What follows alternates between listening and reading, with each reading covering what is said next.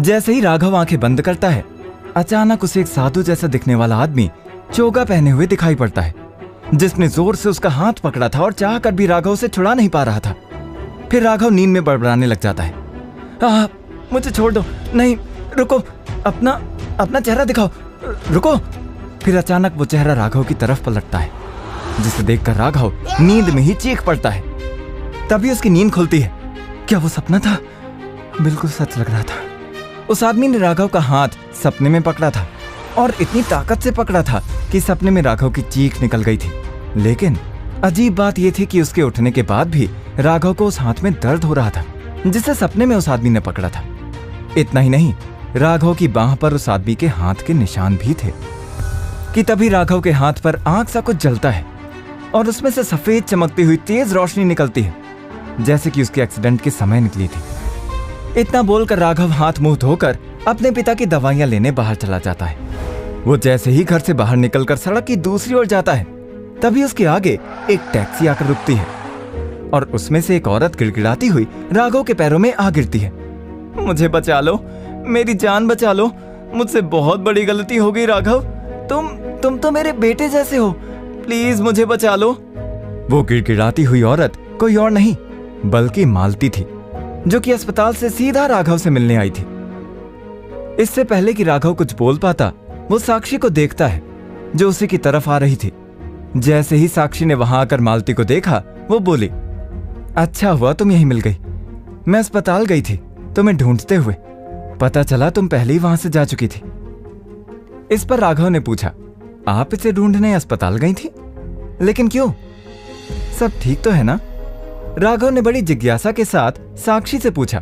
तब साक्षी ने उसे बताया कि मैंने कल रात भर आपके केस की छानबीन की, तब जाकर पता चला कि आप सही कह रहे थे राघव। इसने आपके पिता को अपने प्यार के जाल में फंसाकर घर अपने नाम करवाया है, उन्हें धोखा दिया है।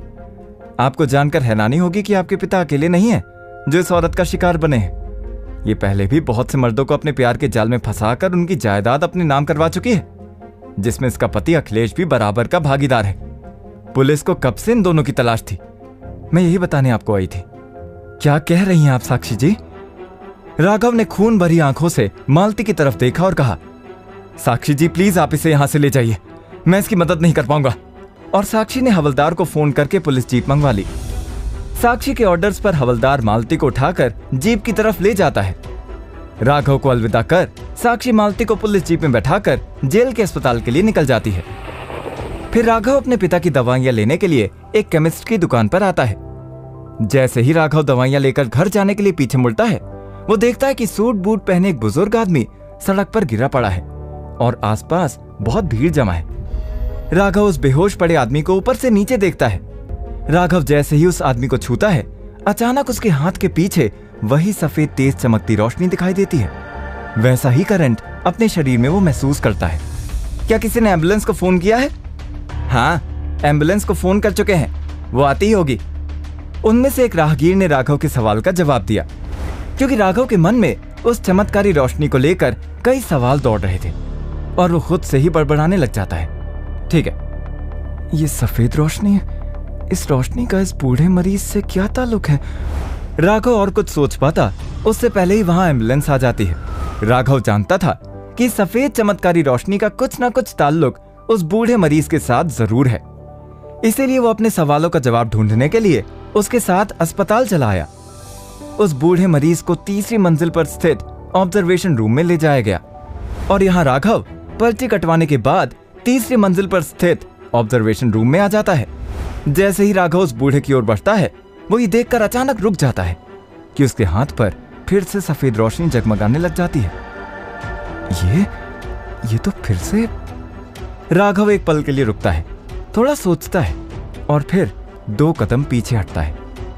जैसे ही राघव उस बूढ़े से दूर हटता है, वो रोशनी धीरे धीरे धुंधली होती जाती है और फिर गायब हो जाती है।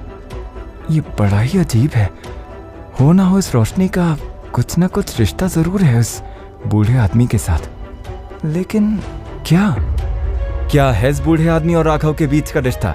क्या पता कर पाएगा राघव? अब क्या करने वाला है मेहरा राघव के साथ? क्यों सपने में हुआ दर्द राघव को सच में भी हुआ?